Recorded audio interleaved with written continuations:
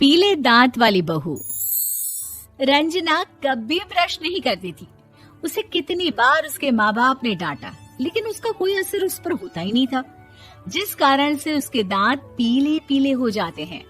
शादी के बाद अरे बहू, वैसे तो तुझ में कोई कमी नहीं है, पर तेरे दांत इतने पीले कैसे हैं बेटा?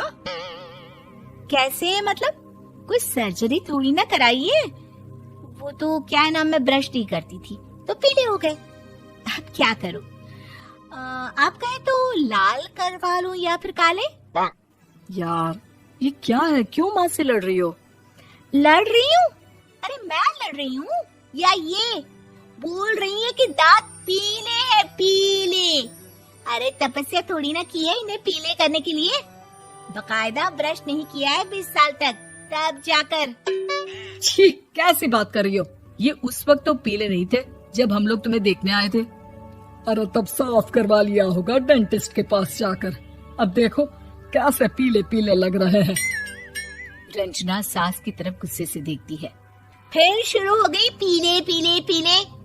अरे पीले तो तब भी थे जब मेरे हाथ का रसगुल्ला उड़ा उड़ा कर खा रही थी और बोल रही थी, लड़की नहीं गुणों का खजाना दे रहे भाई साहब आप। खैर, अब वो लोग करते भी तो क्या करते, पीले दांत वाली बहू पल्ले पड़ी थी तो झेलना तो था ही। एक दिन कीर्तन में रंजना गाना गा रही थी।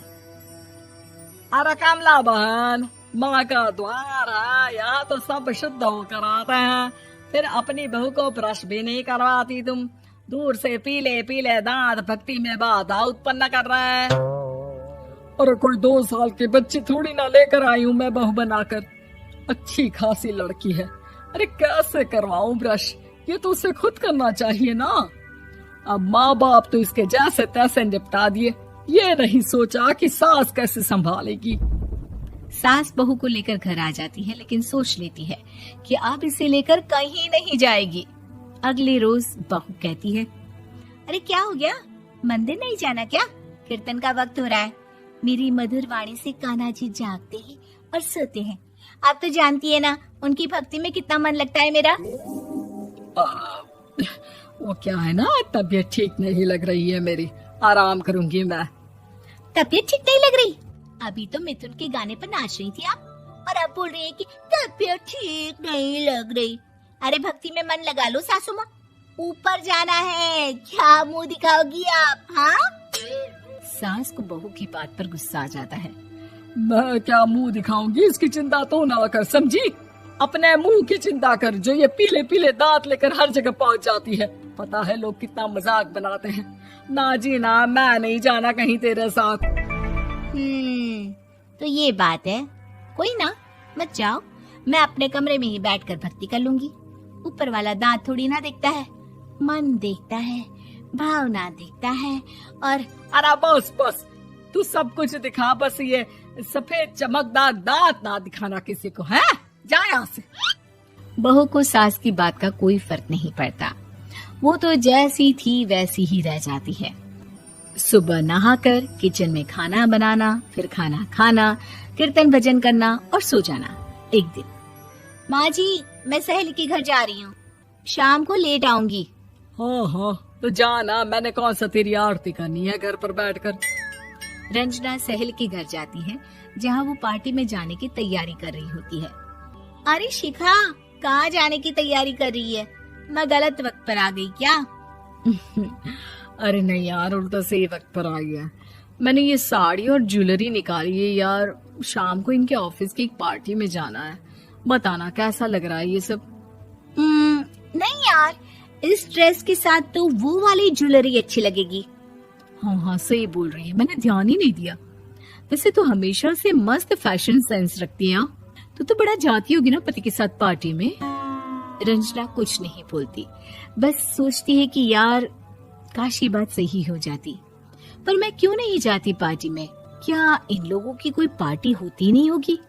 रंजना घर आती है और रात में पति से सवाल करती है, एक बात बताइए, आप मुझे किसी पार्टी में क्यों नहीं ले जाते? क्या आपके यहाँ ऑफिस में पार्टी नहीं होती? पति बेचारा क्या कहता कि दांत पीले हैं तुम्हारे इसलिए। अरे कोई पार्टी होती नहीं हम लोगों के ऑफिस में, तो कहाँ से लेकर जाऊं? और मार्केट, मॉल, कहीं वीकेंड घूमना, कहीं तो। अरे यार सारे हफ्ते में एक छुट्टी मिलती है, तो सोचता हूँ कि आराम ही कर लूं। क्यों? रंजना मन मार के रह जाती है। पहले कभी सास के साथ मंदिर जाया करती थी, लेकिन वो भी सास ने ले जाना बंद कर दिया। घर बैठी बैठी रंजना बोर हो जाती है। तभी उसे आइडिया आता है और वो मायके जाने का सोचती है। सासू माँ, 2 दिनों के लिए मम्मी के घर जा रही हूँ। अच्छा ठीक है, आराम से जा। और हाँ, माँ से कुछ अच्छी आदत सीख कर आना कि कैसे शरीर के हर भाग की तरह दांतों की सफाई भी जरूरी होती है, समझी? शुरू हो गई ना आप। वो लोग आपकी तरह नहीं है कि छोटी छोटी बात का बतंगड़ बना दे। उन लोगों के लिए मैं मायने रखती हूँ, ना कि मेरे पीले पीले दांत।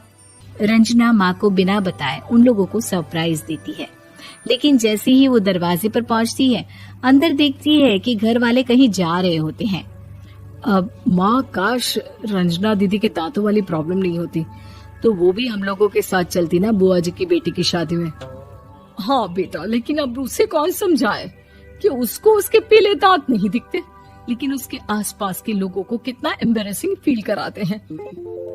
मुझे तो कितनी बार उसके स्कूल की टीचर ने शिकायत की कि उसके साथ कोई लड़की बैठना भी नहीं चाहती, और ना ही कॉलेज में कोई उससे बात करना चाहता था। लेकिन पता नहीं क्यों उसे ये बात समझ में ही नहीं आती। कोई कमी नहीं है उस लड़की में, बस यही कि दांत पीले हैं। वो तो भला हो जीजा जी और उनकी माँ का, जो दीदी को जैसी है वैसे ही रखा हुआ है। रंजना को अपने घर वालों की बात सुनकर बहुत दुख होता है। वो सोचती है कि वो क्या करे, लेकिन फिर वो सीधा डेंटिस्ट के पास जाती है, अपने दांत चमकाती है और कसम खाती है कि वो रोज ब्रश करेगी। अरे क्या हो गया? तुम तो 2 दिनों के लिए गई थी ना, पर कोई ना, अच्छा है, चलो आ गई तो।